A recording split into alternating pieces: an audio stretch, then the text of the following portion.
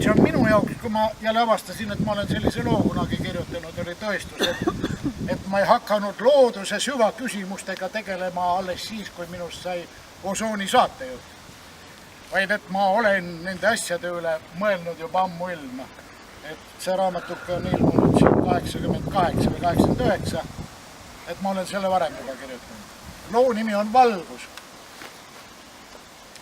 Vaja on sisemiselt areneda, täiustuda, lasta enesesse valgus ja rahu, süüvida olemise mõttesse. Kõige parem on seda teha diivanil, avatud akna all. Vii solgi ämber õue, hõikab naine. Viingi.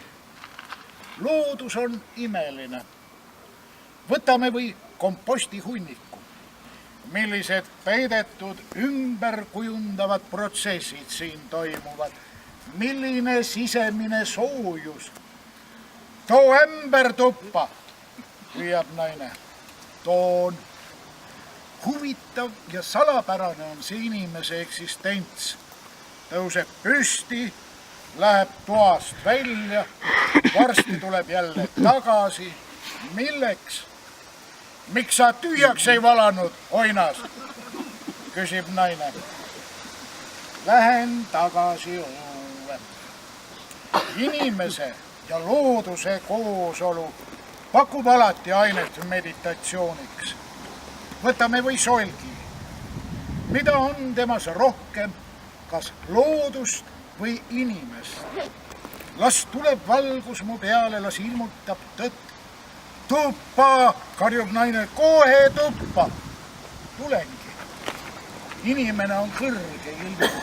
Hüüa sa lillele või puule, et tuppa. Ei tule. Inimene on üle. Kus ämber? Nõuab naine. Mulle tundub, et õues, vastan mina. Solgi ämber, kallis naine, see on justkui esimene vahelüli inimese ja emakese looduse vahel. Järgmine lüli on komposti hunnik, edasi virutab naine millegagi. Ja kõik lööb korraga nii valgeks, nii selgeks.